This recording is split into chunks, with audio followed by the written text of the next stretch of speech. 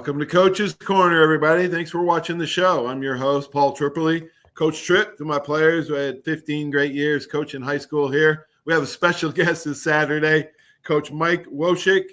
Coach, thanks so much for being on the show. It's my pleasure, Paul. Gosh, folks, you have no idea who you're watching.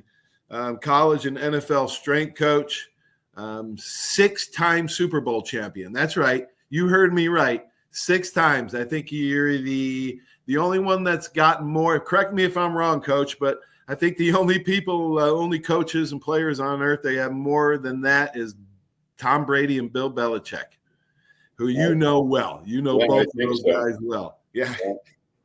Before then, I was a trivia question.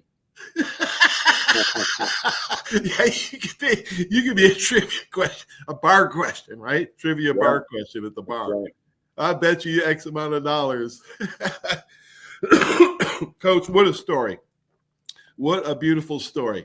You talk about, I usually start at the beginning. Talk about where you grew up and talk about your mom and dad and any siblings you had. I grew up in Westwood, Massachusetts. Mother and father at home, both very supportive. Both came to all the games, all the athletic events of myself and all the other kids in the family. After I got through high school, at Westwood High School, I went to Boston College for undergraduate school. And then I went from there to Springfield College. And then after Springfield College, I moved on to Syracuse University. I was their first strength and conditioning coach. And then after that, went to the Dallas Cowboys, then to the New Orleans Saints, then to the New England Patriots, and then back to the Cowboys, and that's where I retired. Springfield College. We had a friend of the family when I was growing up in Syracuse, New York, that he went to Springfield College. It is the Mecca for people who don't know, and most people do not know this. That is the Mecca for coaches. Actually, it was the origin of basketball, Dr. James Naismith, right? That's right. Oh, my gosh. Talk a little bit about Springfield College there in Massachusetts. Well, it was really a great experience. I mean, one of the things that you had to do there, if you were going to be a coach, you know, they had the philosophy that you had to do it.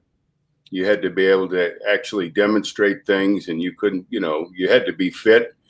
And I was a grad student there, and I had to take courses like, you know, baseball, and I had to take gymnastics, and I had to take all these skill courses, and some of it was pretty rough, you know. I was a dorm director, and I was coaching at the same time. I was a graduate assistant, so I was working with the track and field team, and I was in class with all the undergraduates, you know, the guys that I was coaching, and trying to do vaults and you know, get on the rings, and you know, I remember in baseball, the baseball coach had us. We would do a different position each day in a skill course, and we were doing third base, and he was telling us, you know, get in front of the ball and, you know, block it with your body. Don't let it get through to the outfield, and so on and so on. And he had a bat, and he hit real shots at you, you know. And so I'm out there at third base, and he hits the first shot, and it goes off my right shin. And that's the way to get in front of it. Then he gives me the second one, and it goes off my left shin. And I had golf ball welt on both shins. In that skill class, but it was a great experience. You know, they were great teachers, you know, in exercise physiology and motor learning and all of the disciplines, biomechanics, you know, that I needed to learn from in order to apply in coaching. Wow. Yeah. Kinesiology now. They're all kinesiology majors. You were the first strength coach at Syracuse. How did you get into coaching? Because I think you wanted to be a high school coach. Is that right? Yeah. Originally, when I went to Springfield, I wanted to be a high school phys ed teacher and a football coach. And I had actually coached in football while I was still in college at my old high school. I was a JV coach one year, and I was the freshman coach one year. So that was my goal. But then I got to Springfield, and I did my student teaching. And in the student teaching, you know, phys ed was really being de-emphasized, and you were getting graded on whether you wore a particular outfit to class. My first experience with as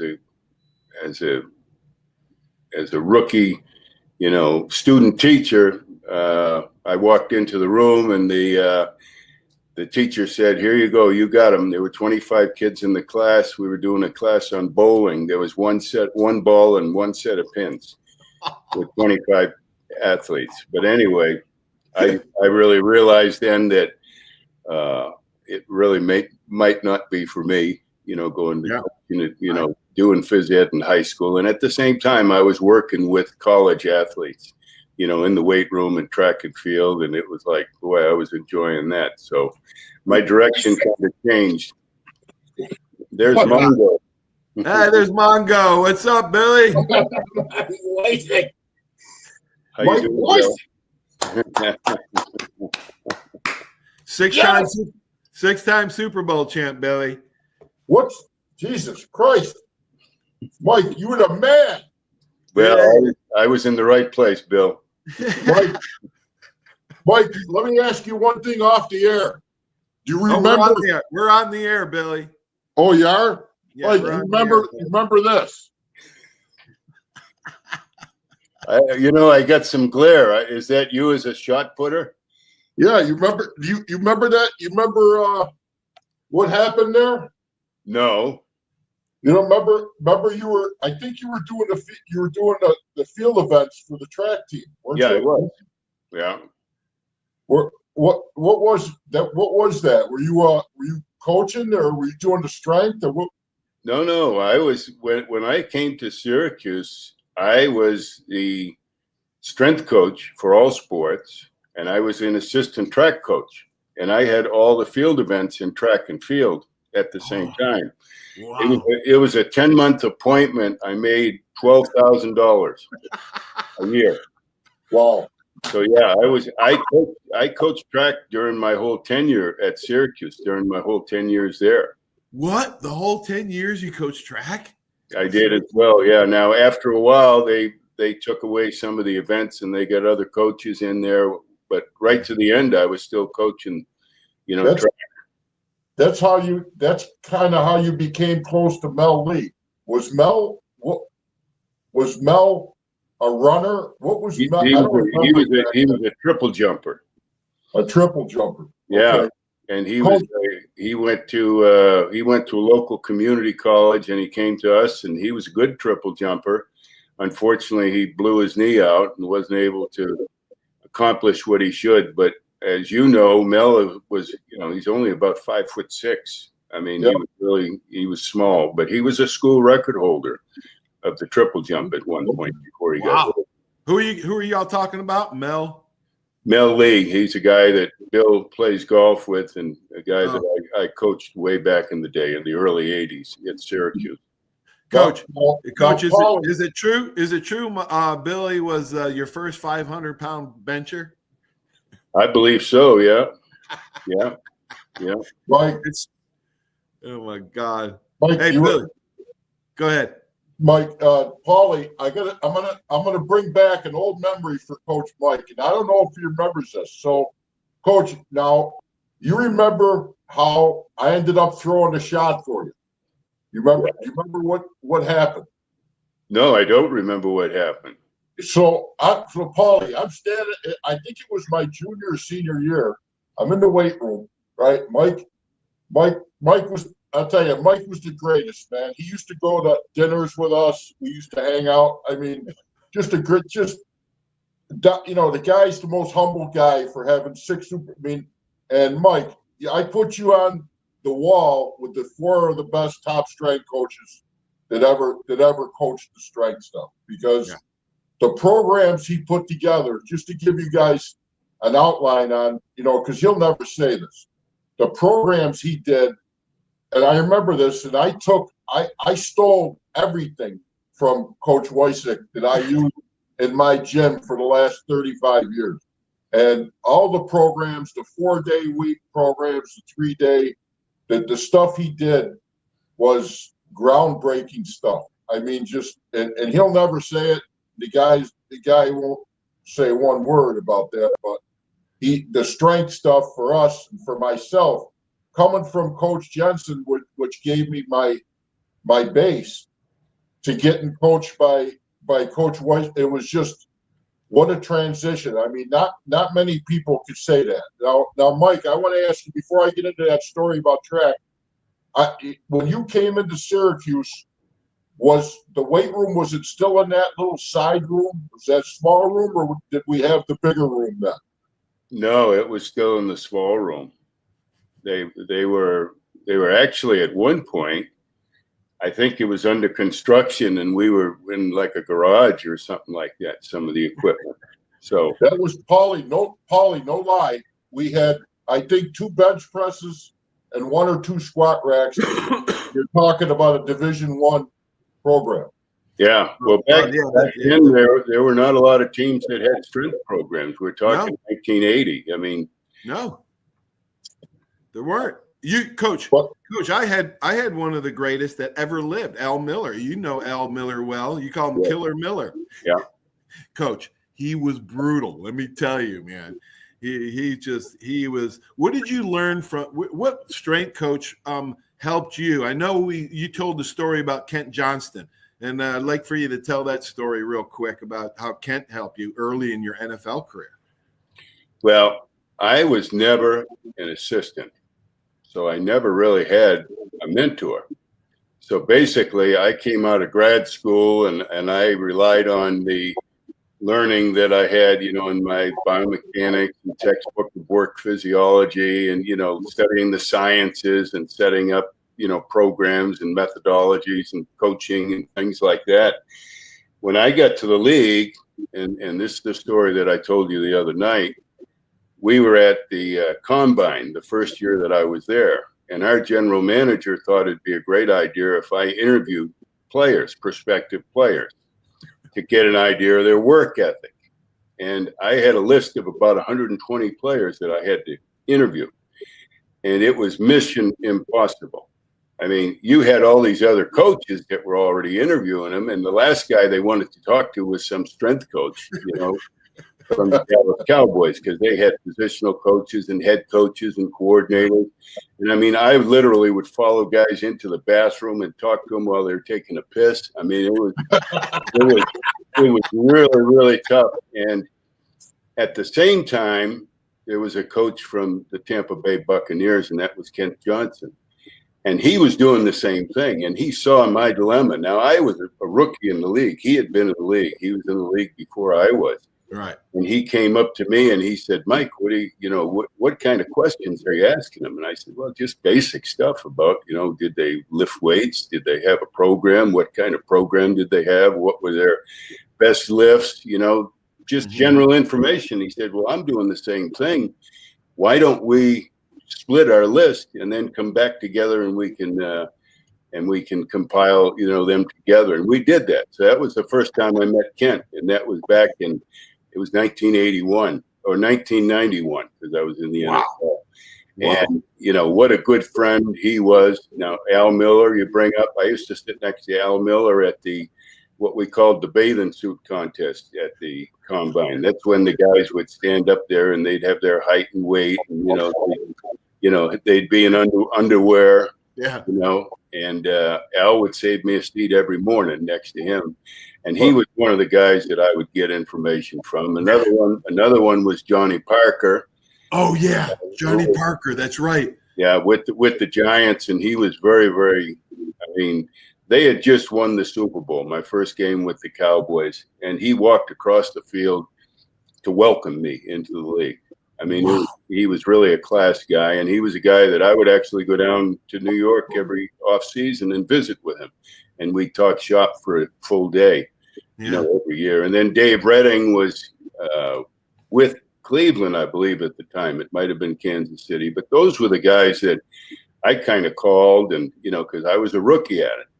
I had coached in college, and now what was different about the NFL, and we did a lot of the same things in the NFL, Billy, that we did in college. I mean, strength is strength, power is power, speed is speed. So it was kind of something I want to ask you about the differences and the other thing I want to ask you, Mike, when you had the programs, you made these programs for us. Now, some of them were 4-day programs, Monday, Tuesday, Thursday, Friday. Others were Monday, Wednesday, Friday. You know, there was a school routine or a 3-day routine. Now, the stuff you had, they were, now, Paul, you got to understand, they were 16-week programs already gauged right to the end. And, I mean, were those things that you came up on your own, or how did you come up with the percentages of all that stuff? Well, I read a lot, and a lot of the information that I got, I was a track athlete and I didn't have anyone to guide me in the weight room. So I read Muscle and Fitness and Muscle Training, and I had, periodicals. There was a periodical called the Yes Sports Review, which became the Soviet Sports Review. And they they had articles on training. And then obviously when I was at Springfield, we took courses on those things as part of our exercise physiology. You had section on speed training, you had section on, doing agility training, you had section on weight training, progressive overload. And so basically with those sources, and then when I first got into Syracuse, one of the first things I did was I sent a letter to all the top 20 teams in the college, to their strength coach, and asked them if they could send me their conditioning program. Wow. And some of them did, some of them didn't. But I remember one of the greatest influences was Nebraska, Boyd Epley at Nebraska. Yep. And he sent me. They had a book, and I'll tell you, I learned so much from the feedback. So I got feedback from other coaches, and as well as my studies in grad school, and and reading on my own and experimenting on my own. So that's kind of how I came up with things. Coach, was that Nebraska guy, Redding, Parker, Miller, and Woicik? Those, I think, are the 4 or 5 on the Mount Rushmore of strength coaches in the United States. That's quite a company, Coach. It's an interesting dynamic, how strength and conditioning has changed over the years. Coach, talk a little bit about how strength, power, agility, balance, and movement, and I think the shift now is more towards balance and movement in that emphasis. Is that true, and how has it changed so much? Well, I think it's changed. There are a lot of restrictions, especially in the NFL, as to what you can do. In the old days, when I was with Dallas, we would go to a Super Bowl and we'd start our off-season program in March, and we'd go till July. Now they don't start until the middle of April, and they have much more football activities going on. So you really don't get time to train them, and they end in the middle of June. Wow. So strength coaches now have a very, very difficult time because they don't have the players there. They don't pay the players, early in the off season to work out. Some people say, well, today players are bigger, faster, stronger than they were. And that is not true. My experience is that is not true. Back in the old days, the guys trained harder. I mean, we did all the testing. We did strength testing. We did speed testing. We did agility testing. We did, explosive vertical jumps. We did all of it. And I can tell you right now that I have never seen. To give you an idea, back in the 90s, we had 7 or 8 guys that could bench over 500 pounds on the roster. I had one in Dallas when I retired. One. Wow! From 2010 to 2020, you had one. Yeah. Well, wow. Holy cow. 1990s, And we had guys that ran fast.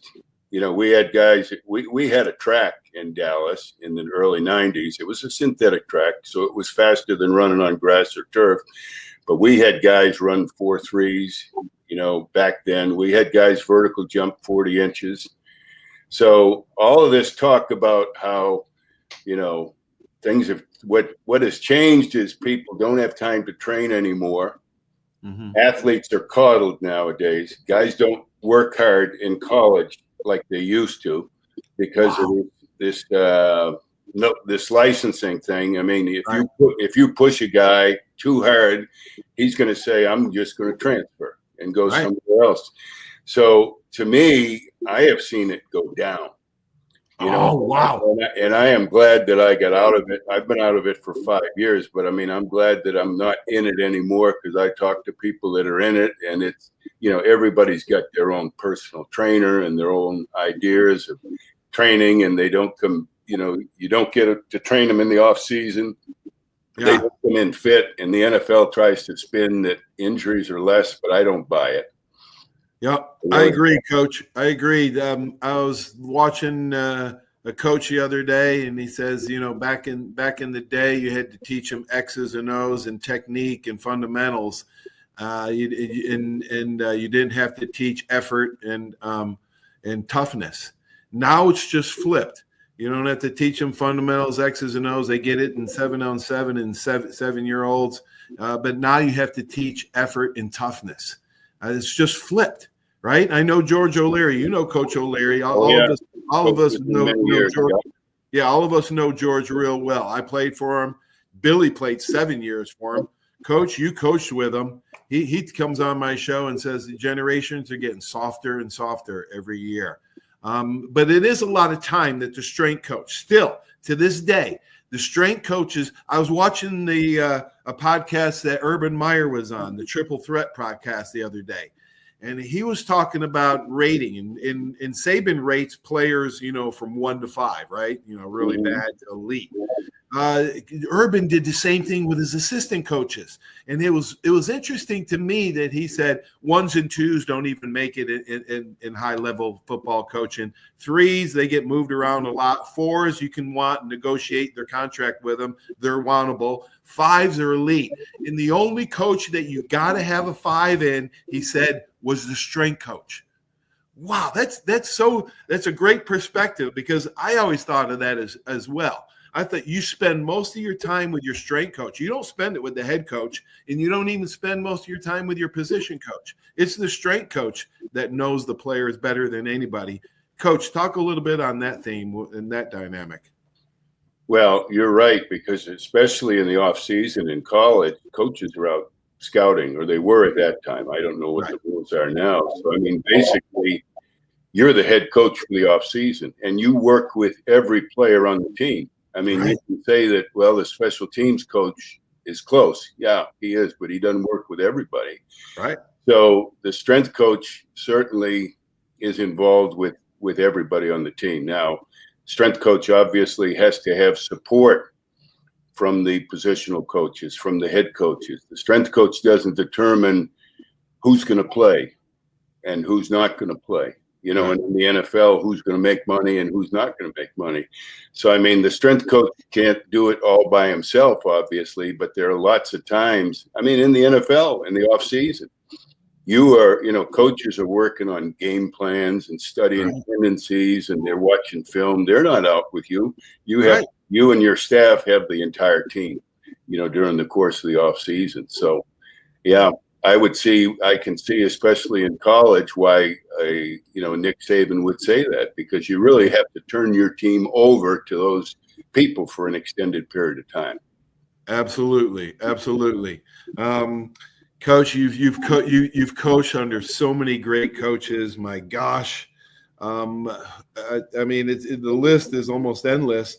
Who was one of the best head coaches and the one that really was really concerned about strength and conditioning and really put an emphasis on it?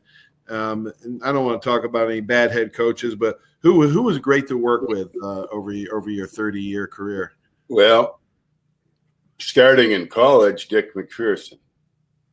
And I talked to Billy about this the other day. I mean, Dick McPherson was like the mayor of Syracuse. He was kind of, he glad-handed everybody, and he was really, politically, he could have run for office. And at first, I kind of thought he was not genuine, but when I got to know him, he was really one of the most genuine people I've ever worked with. And he checked me out when he came in.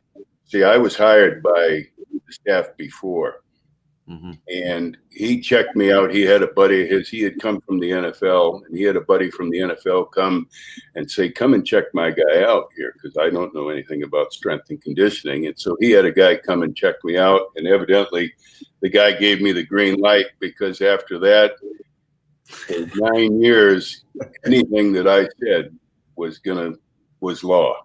Wow. I mean, you know, he was just tremendous. He was supportive. He believed in it, and their coaches did. I mean, the support I got, you know, the players all knew, and I think Bill could attest to this, that Mac was behind what we were doing. It was, you know, Paulie, back when Mike was, and I remember Mike coming in. I think, Mike, you came in when I came in. I think it was, right? You came in the same year, and was it 80? 80. Yeah. 80. And everybody, you know, the way Mike, you know, represented the strength and conditioning, the way we worked, everybody bought into it. And to put it to his point, nobody went outside the realm to personal trainers or any other. Everybody bought into that same program, and it was, and the results are just, they're there. You know, the results. Hey, Billy, Coach, I got a funny story about buying in, having a player buy in. Al Miller was a first-time NFL straight. Well, I think he went with Dan Reeves to Denver. And he was a rookie when John Elway got drafted. And John Elway, so the owner and the coaches, Dan Reeves, told Coach Miller, you know, you got to have a sit down with John Elway and have him buy into the strength and conditioning program, because he's really never lifted or anything. So Al Miller's thinking, all right, I better have this meeting go well, right? So he calls John Elway into his strength and conditioning office, and Al says, well, John, you know how he talked. Well, John, if you work out with our program, you're going to be able to get back in the drop a little quicker and be ready to throw the ball. And John says, well, they tell me I'm quick, and I'm too quick as it is. Well, John, if you work out with our program, I'll get you a lot stronger. Your arm will be stronger. You'll be able to fire those passes faster than you do. And again, John says, well, the receivers complain all the time that the balls are too hard as it is. So Coach Miller's like getting frustrated.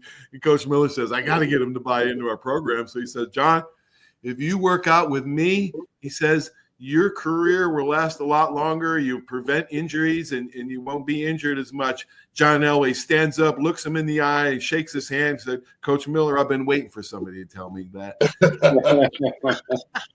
So it just took a while. You know, that's what the buy-in sometimes takes. But he said John Elway was a beast in the weight room all those years. Yeah. Well, Coach, who was a beast in your weight room? You had so many players, right? You coached Art Monk, right? You had Art Monk. No. You missed Monk? I missed Art Monk. Donovan McNabb. That was after me. Marvin Harrison. Did you have Marvin? Marvin was after me. Coach, who was a great player at Syracuse besides Mongo? Mongo. Well, Mongo, Timmy Green. Tim Green played. Mike Charles played. Paul Fraze played. Donnie McPherson was there. Robert Drummond, Darrell Johnston, the Moose, you know, who I had with Dallas. Oh yeah. So there were some good players at Syracuse, and then obviously with the Cowboys in the '90s, I had all the famous guys, you know, Troy and Emmett and Michael and Jay Novacek, and that offensive line that was probably the best I've ever been around. You know? Oh gosh, Coach, talk a little bit about Irvin and Troy and Emmett, because Emmett's from here in Pensacola. So it was my rookie year when Emmett got drafted, and Emmett came in, and you talk, you know, about Al Miller. As a strength coach, you're trying to sell these guys on what you're doing. Yeah. Because if they believe in what they're doing, they're going to execute the program, and they're going to get more out of it. Right. And Emmett was. He came out of, you know, Pensacola. He was our first round draft choice, and he was very strong. He was a power lifter in high school, and he had done like a 500-pound competition squat. when he was in high school. This is a running back. Wow. So he came into the league and he didn't feel that some of the stuff we were doing was totally necessary, especially, during the season. And I had some conflict with him to get him to work. And then he had to, it was hard because he made Pro Bowl as a rookie. So what do you say to the guy? You're going to play more? No, that doesn't work. You're going to start? No, that doesn't work. You're going to be Pro Bowl? Nope. I already am, coach, like you talked about with Elway. Well, Emmett started to have some injury issues, and he started having some hamstring problems, and he didn't miss games, but he was missing practices, and that really turned the light bulb on. And then he was a great worker, after that. Wow. We talk about Michael Irvin. Michael Irvin had blown his knee out the year before I came. And before I came to Dallas, I was still in Syracuse finishing up the off-season program. Jimmy Johnson called me and said, you got to connect with this guy, Michael Irvin, because he reacted very badly to his surgery. He was very depressed, and he didn't do the things that he needed to do early in the rehab.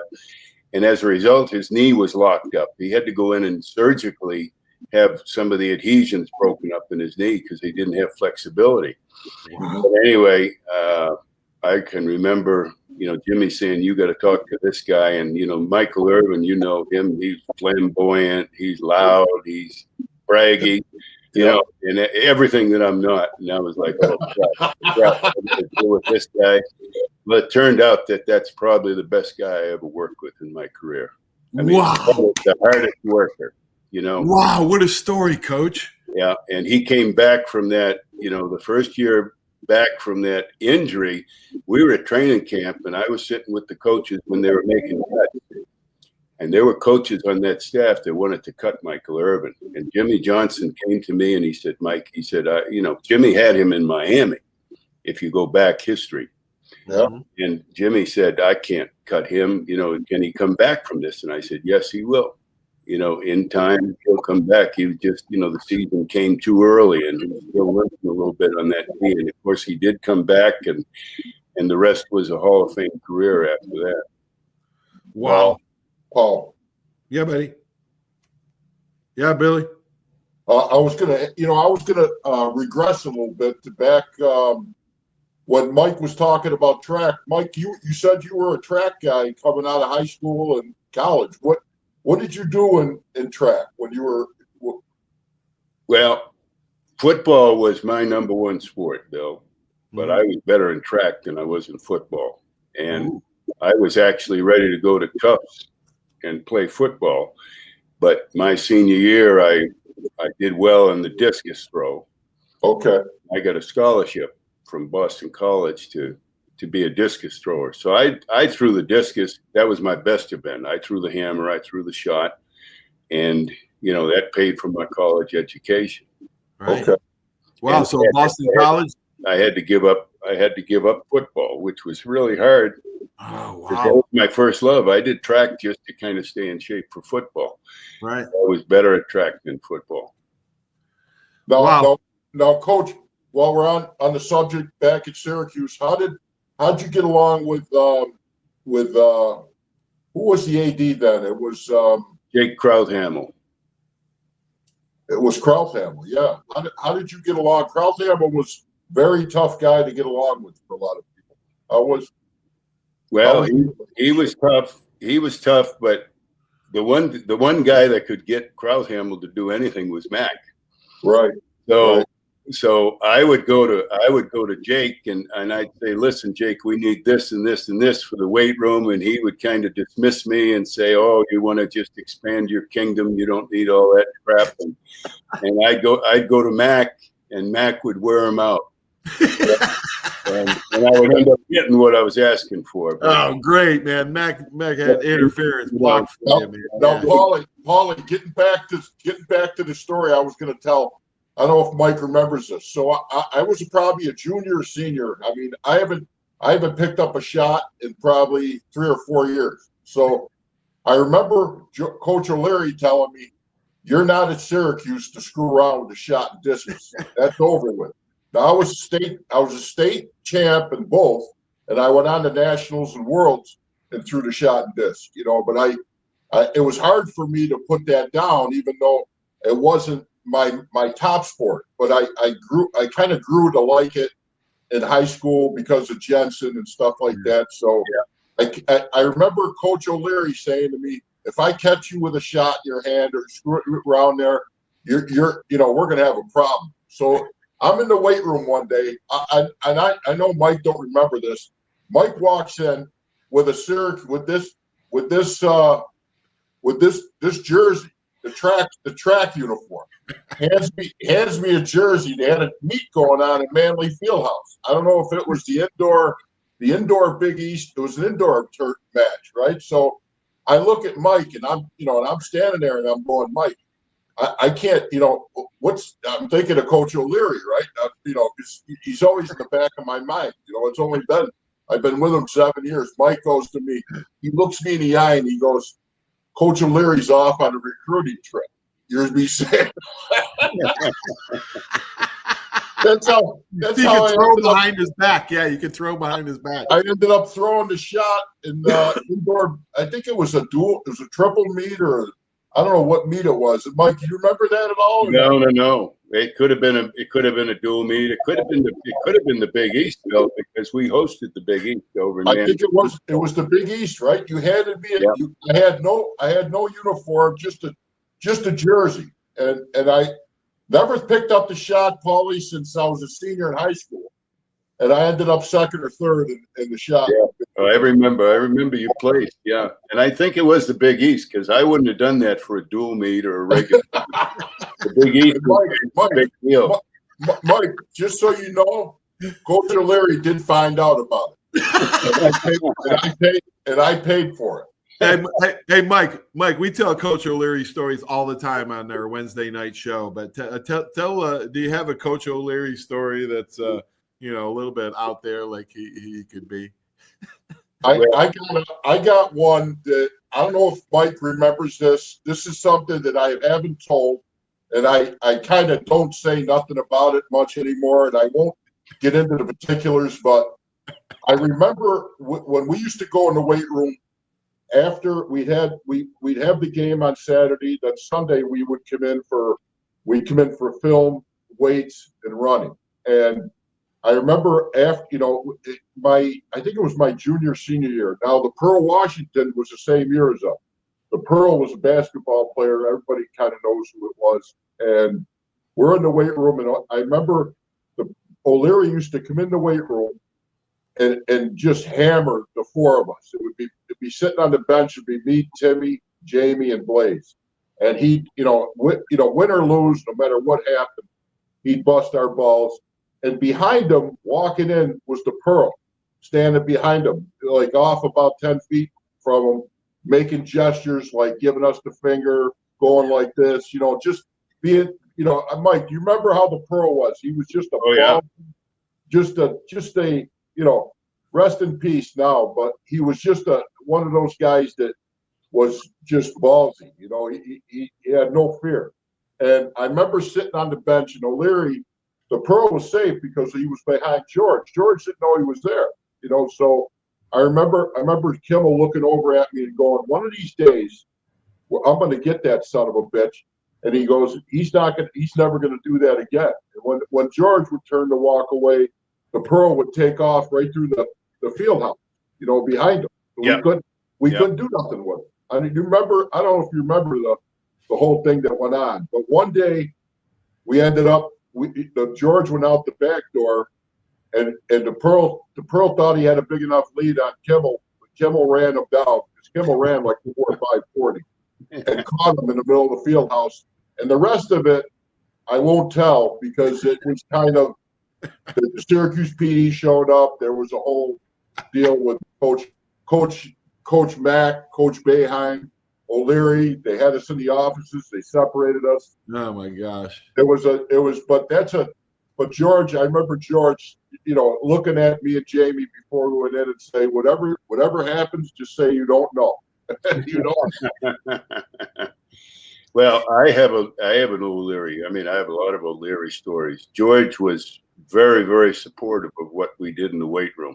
Oh yeah, season. And back in those days, if a guy would screw around during the week, I would tell I'd tell Coach Mack and their positional coach, and they would take care of the discipline. And I remember remember Robert Burnett? I think he was after you, but he was a defensive lineman, but he had done something that was wrong. And George had him, and what he did was he pulled out a boombox, and he put country music on. And he had Burnett we had the stairs out in Manley Fieldhouse. He had them do the stairs. Yeah. On all fours. To the boombox, up and down. And I mean, I was worried he was going to get hurt, because he was so exhausted. But he's going crawling on all fours, up and down, over and over and over and over and over again. And I'm going to tell you, I don't know. He had Billy. He had the D line. He watered at 30 degrees one time. He watered the field and made those guys with shorts and shirts go out and do bear crawls. I was just gonna. Mike. I don't know. Mike was probably home having a beer when this shit went on. But he would call that Sunday thing outside on the turf threshold day. How you deal with pain? Your pain threshold. You get in your stance for 20 minutes. You're soaked. It's freezing. It's mental pain stuff. I mean, how much 7 years of that shit? How much can you endure? Coach, he had us up. Coach, I don't know if you knew this, but O'Leary was way ahead of his time when it come to the weight room in high school. We were up lifting weights in the morning before school. No other team in Syracuse was doing that, and that's I really believe because of the weight room. That's why we dominated teams in high school. Yeah, I'm sure it had something to do with it for sure. Yeah. Mike, when we were in high school, I mean, this is something O'Leary, Coach O'Leary didn't. He understood that weights were important for the game. He didn't understand the whole, the what to do or how to do them, but he knew that they were important for the strength part of the game. So at our field, he would bring bars out on the practice field, and we have three guys around the bar doing isometric, like negative stuff with the bars. We do bicep curl, we do presses, we do just negative isometric shit with the bar. He was famous for that circuit workout. Yeah. Like a 30-minute circuit, and you never get any rest. Yeah. He was definitely ahead of his time, that's for sure. He was brutal too, Coach. He was just, so he got me ready for Alabama. And when you better be ready for Coach Bryan and Al Miller, because both of them were as brutal as O'Leary. And we were going. I remember Al Miller. We were going into Coach Bryan's last game, 1982. We had all meet Christmas Day for Liberty Bowl in Memphis. And Coach Bryan knew that we'd be drinking and eating the last 4 days. So he said, Al, I want you to run them. So Al Miller run us so much that I think an offensive lineman pulled a hamstring. And the guys were puking right and left. I don't even know how I survived it because I only had 2 hours sleep after staying up all night drinking tequila with my brothers and my friend. So I flew to Memphis with a hangover, and then we go run. So Coach Bryan comes over to Al after everybody's just destroyed. And after about 45 minutes of running straight, Coach Bryan said, Al, I told you to run them, not to kill them. Now, that's a lot for Coach Bryan to actually say, talk some, because Coach Bryan would not – he had not much mercy on you, man. But for him to come over and tell Al Miller that's how bad Al was in his prime. Just brutal. Well, players nowadays would cringe at the thought of what went on back in the old days. I mean, I remember, our players complaining about training camp. When I was with Ditka in New Orleans, we had double sessions. We did that 13 days in a row. Double sessions, full pads. I mean, and our guys now, with the collective bargaining agreement, we could only practice once a day with pads. The other day had to be a walkthrough, and every 4 or 5 days you had to give them a day off, and these guys are complaining. Right. And you go back to, Bear Bryant, you go back to the old days and how much hitting and how much practice and hard work. I mean, guys do not have to go through that nowadays. Yeah. Not even close. Yeah, Wow. Mike. Now, Paulie, back when I got memories back when Mike was more to us. There you always had your kind of group of 10, 15, 20 guys that really bought into the strength room. And I think Mike understood that out of the 110 on the team, you had that percent that bought in, that percent that just did it because they had to, and the other percent that didn't want nothing to do with it. Now, the thing I remember with Mike was not only of all the knowledge and all in the programs and just you could see where you were going with your workout. Like you look at that workout, your day one, and you look at day 16 weeks. You seen your bench was at 460 or 440. Your squat was 600 or whatever it was. But after it was over, I remember, I don't know if Mike remembers this, we'd all pile in the cars for, there'd be 8 or 10 of us. We go to Jack Appleseed's for all you could eat chicken. Mike, Yeah. Remember those trips to Jack Appleseed? Yeah. Eat them out of the restaurant, for crying out loud. Yeah, they would lose money on those trips. But you remember you had guys like Bernard King. You had guys like Jamie that were I mean these guys were just animals in the weight. I mean, and it showed on the field. But you had that group of guys that didn't want nothing to do with the weights. How did you handle those guys that didn't want anything to do with none of that stuff? Well, it was hard. Like you say, there were guys that believed in it, like yourself, mostly the bigger guys, the strength guys. The guys that you would have a harder time selling it to were the peripheral guys, the wide receivers, the cornerbacks, those guys. And really the only way that you kept them in check was through punishment, through discipline. Right. They would get into trouble if they didn't do it. Their positional coach, the head coach, that's what I talked about, the coaching staff. See, and when I got in the NFL, you could fine them. Right. The guys don't want you to get into their wallet. So, I mean, you could control it. They had bonuses tied into their off-season training program. Oh, yeah. You could avoid the bonuses. So you could get into their pockets in the NFL. In college, it was a matter of you had to try to sell them that, hey, this is going to help you. Your positional coach has to help. The head coach has to help. If guys don't show up for workouts, there have to be consequences. If guys screw around in workouts, there have to be consequences. And that's where your coaching staff has to be behind you in college, because as a strength coach, you don't have that ultimate authority to take a guy's playing time away. One guy I want to mention, I want Mike to talk about that I thought was one of the toughest guys I ever. He welcomed me to Division I college football, and I'll there's a lot of them, but one guy sticks out in my mind, and I know Mike had him in the weight room. I only had him for a year or two, but that was Joe Morris. Oh yeah, Joe was. I mean, for the strength, I could tell stories about trying to tackle that son of a bitch, and I mean the strength he had in his core and bench, everything.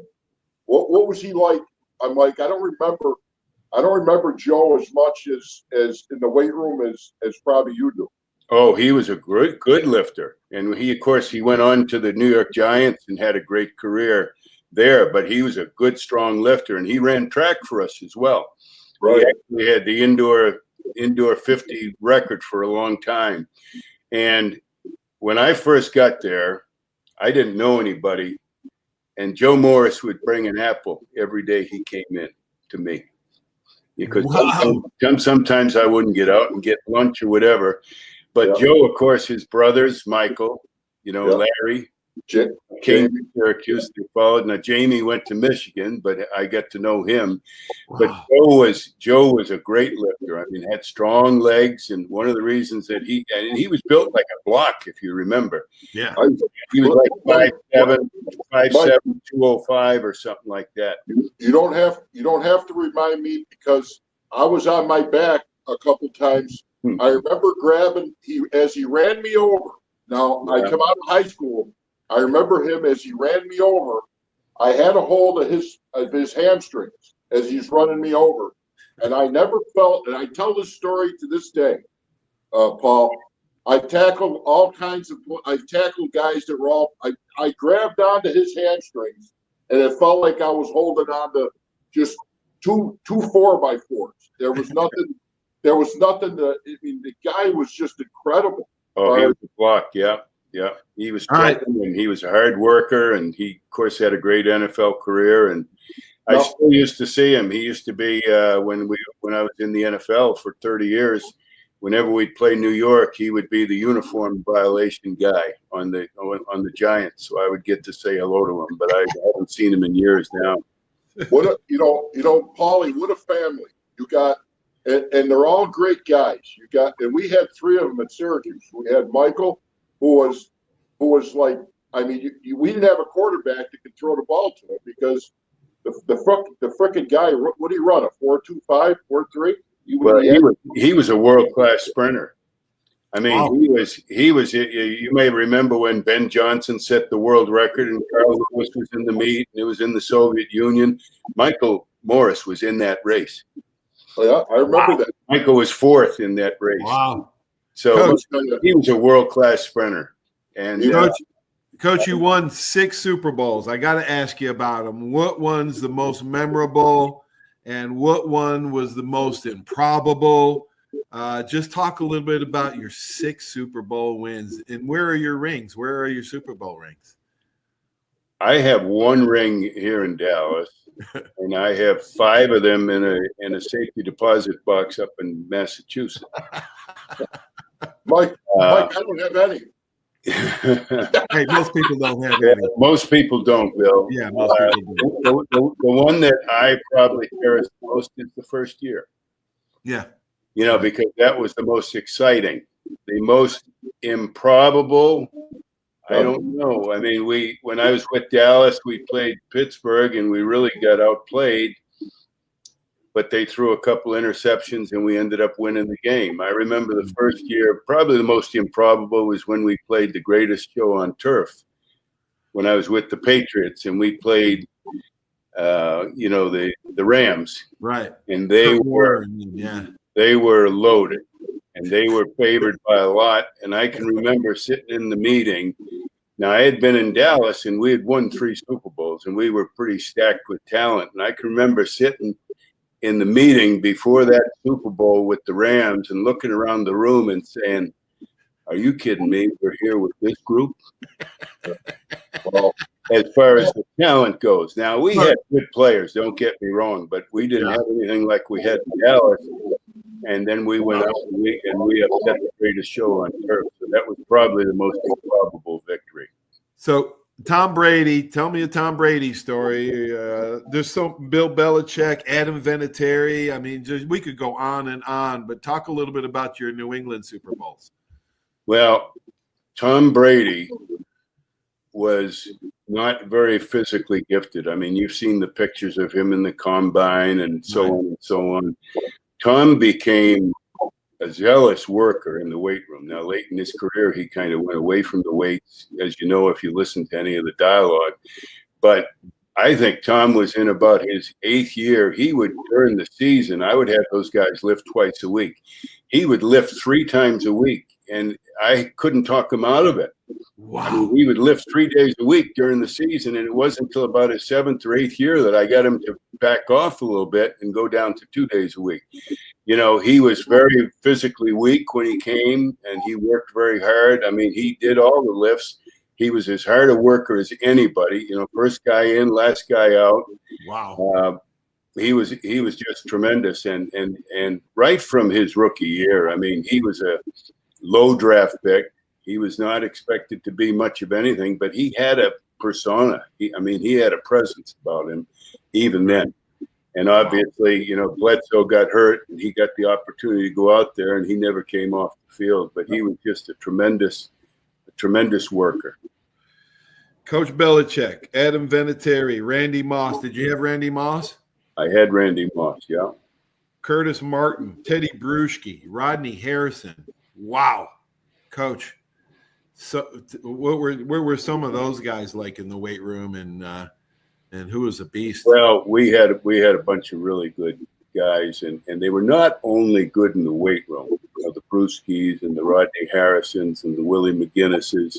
Mm-hmm. They were leaders of men, and they, we're in an era right now where players do not want to be a player hater. So if I'm on your team, Bill, and you're not pulling your weight, I'm not going to go up and say anything to you because I don't want to be a player hater.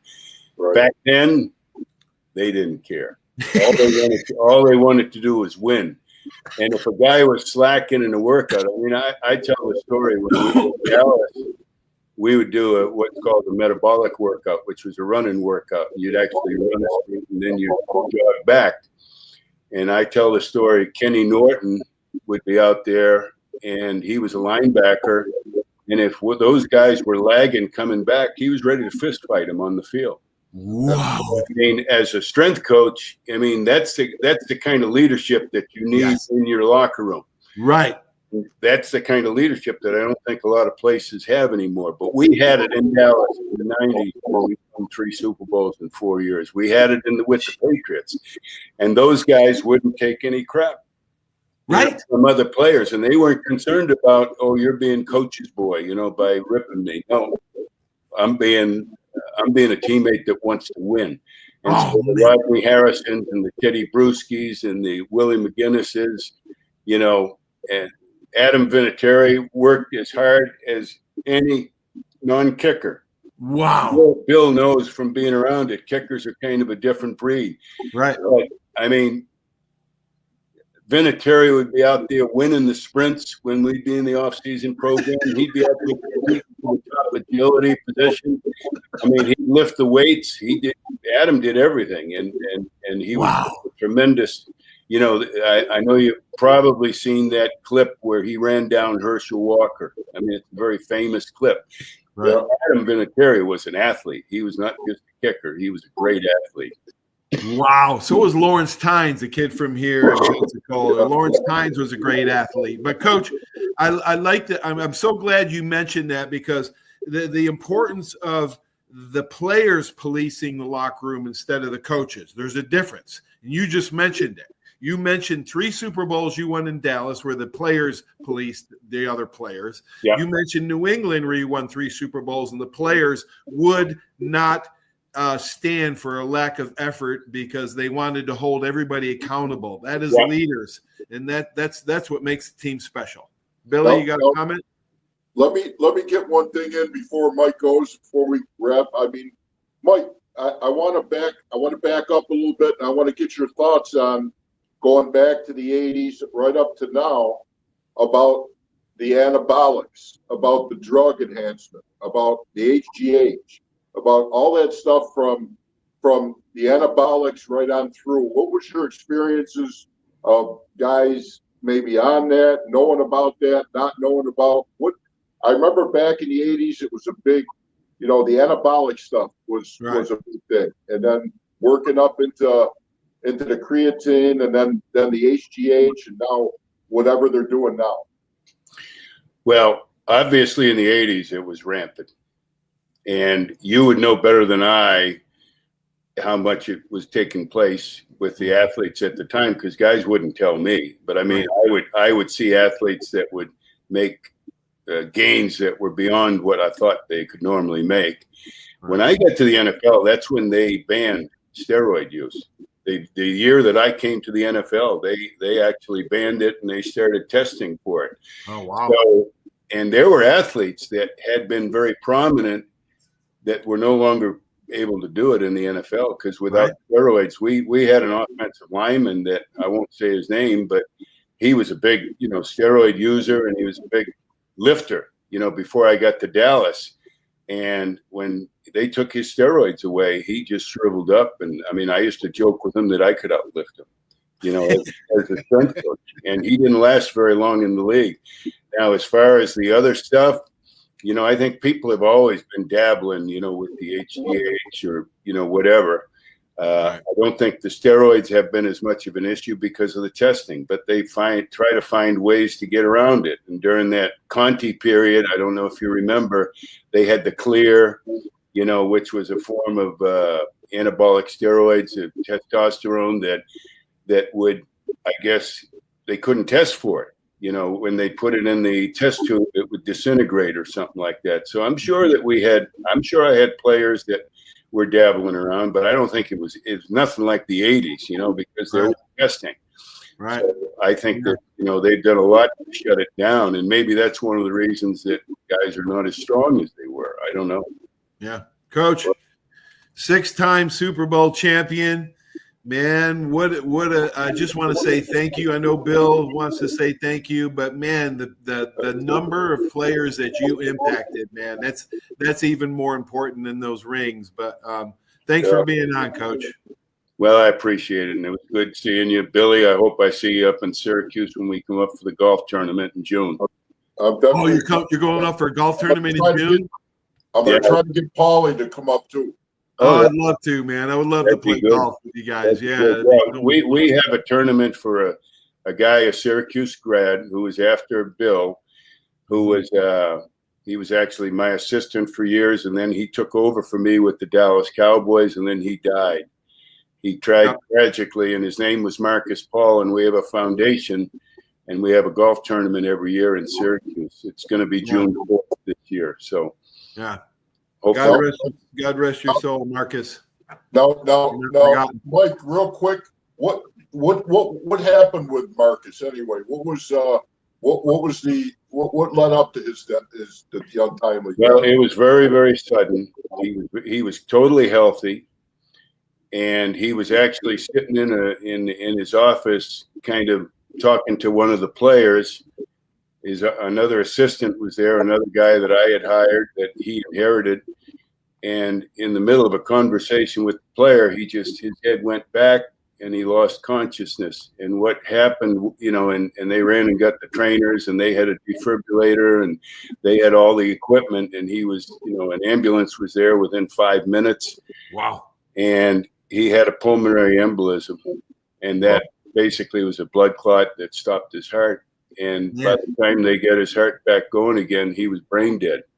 So he was actually still being kept alive on machines when I got to the hospital.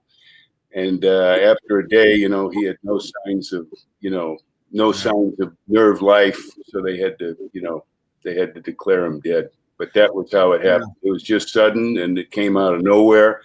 And it kind of reminds you that tomorrow isn't promised to all of us. Nope. Tomorrow's not promised. If you want to learn more about that subject, check out our Monday night show with Kerry Good as we talk about that very subject, being where your feet are and all that. Check that out on Monday night. It's called Good and Faithful Servant on Monday nights. Kerry Good was a great strength coach as well with Al Miller, as a matter of fact, and he's got ALS, much like our teammate Timmy Green. So our prayers are out for Timmy and Kerry with fighting ALS, but those are two fine individuals, man. You won't find a more wisdom-filled person than Kerry Good. Coach, thanks so much for joining us. Coach Mike, thank you. Thanks, Coach Mike. Good seeing you guys. Yeah, it's been great. I hope to see you up in Syracuse for the golf tournament. Good. It'd be great to see you. Right. Okay, so long. guys. Thanks, Billy. Thanks, Bob. So long. Wow, that was great. Mike Woicik, 6-time Super Bowl winner. That's right, 3 with Cowboys, 3 with the Patriots. What a great interview. That was so much fun. Thanks for watching the show, everybody. Have a great sports weekend. Stay tuned for these important messages. Without these great sponsors, this just wouldn't be possible. If you like the show, share it. Okay, go on my YouTube, search Paul Tripoli Coach's Corner, and subscribe. But thanks for watching. So long, everybody. There's a reason why Hill Kelly in Pensacola is the #1 selling Chrysler Dodge Jeep Ram dealer between Jacksonville and New Orleans. While other dealers have taken advantage of a competitive market with higher prices, Hill Kelly has discounted prices to the lowest of the year. And Hill Kelly in Pensacola won't surprise you with excessive charges beyond the selling price. Come see why people from Milton, Pace, Foley, Bay Minette, Daphne, Gulf Shores, Mobile, and beyond are driving to Hill Kelly in Pensacola to buy their next new Chrysler, Dodge, Jeep, or Ram. At Hill Kelly, the bottom line price and your satisfaction are what really matter. So before you sign, check the bottom line and make the trip to Hill Kelly in Pensacola to see what true local ownership can do for you. At Hill Kelly Chrysler, Dodge, Jeep, Ram, Highway 29 in Car City, Pensacola. Or shop online 24/7 at hillkellydodge.com. When it comes to bottom line pricing, nobody beats a Hill Kelly deal. Nobody. That's you trying to fix the plumbing yourself to save a few bucks. Doing things yourself doesn't always end well. The same goes for insurance. That's why Auto Owners works with local independent agents who tailor coverage to meet your needs and offer discounts for life, home, car, and business insurance. Because sometimes you need a professional to get the job done right. That's simple human sense. Are you riding around in a filthy vehicle? Dirty car no more. Visit Ronnie's Car Wash today to get it shining in no time. They have 3 convenient locations with another coming soon. The unlimited monthly wash packages start as low as $14.95 per month with free vacuums, multi-purpose spray, and towels. Visit them in Gulf Breeze, Navarre, Fort Walton, and soon Crestview. Don't wait, wash today. Be sure to see Ronnie's Car Wash on Facebook to see the latest specials and discounts. You'll be riding and shining in no time. 75 years of service and high tech today. It's Pensacola Glass Company at 433-8348. High tech is a term often applied to advanced services and products in today's marketplace. And today, glass is much more than the simple painted brittle, see-through stuff we hit baseballs through when we were kids. Glass is now a product with unique flexibility in both performance and application. And Pensacola Glass Company is growing right along. That's Pensacola Glass Company at 433-8348.